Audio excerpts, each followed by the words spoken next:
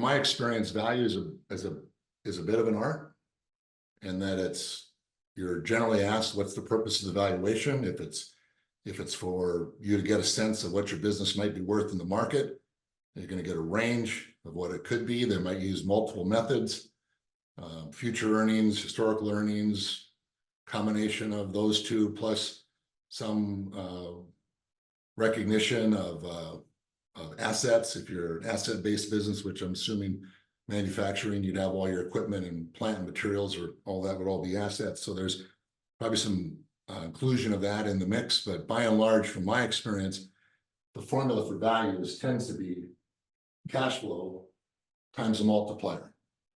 It can, not all, but most valuations I've seen tend to be some multiple of cash flow, and the multiple or the cash flow, the recognition of the cash flow, is subject to these S and these T's, and is how sustainable is that cash flow, and sustainability, forces that adversely affect sustainability is concentration of revenue on a small group of customers. Like, for example, we've seen clients who do very specialized services for Microsoft or American Express. They're representing 70 or 80% of their business's revenue.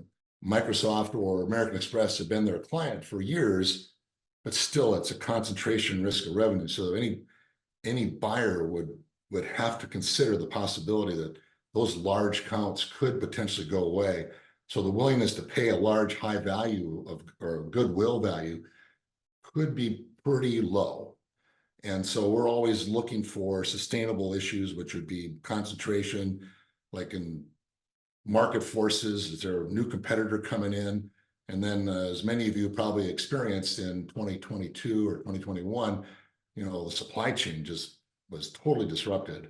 And some businesses were unable to get products manufactured or get the raw materials they needed to manufacture the product. So sustainability issues, stability of supply chain, reliability of vendors, things of that nature have a lot to do with sustainability. And then the T is how transferable are those earnings.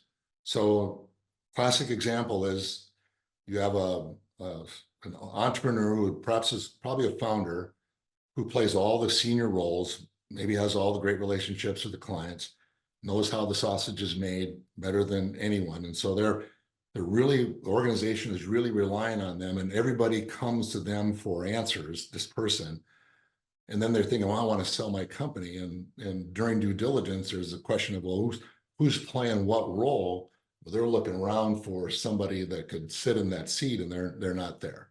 And so those earnings are not transferable. You see this quite often when our clients are out looking to buy companies to bolt into their platform. The businesses that they are buying quite often are made up of these owner operators who have played multiple roles. And then we've had to remind, bring it to their attention that they're not giving us a pool of earnings that is going to be easily transferable, because all the relationships are with the owner who is selling, and the likelihood of us being able to keep them, don't have the same relationship, is in question. So that has an adverse effect on value, and it also has an adverse effect on terms. Probably most often we see it in the way that the terms are resolved, like how the value is paid. What I see is from businesses who are going through the valuation exercises, they're either looking back at the last few years of earnings, and they're coming up with some number that they feel represents their ability to generate income into the future that would be sustainable and transferable, or they're looking ahead at the future. And in most cases, the transitions that I see that are looking to the future are selling to outsiders and showing what the possibility is of continuing to execute on the growth plan.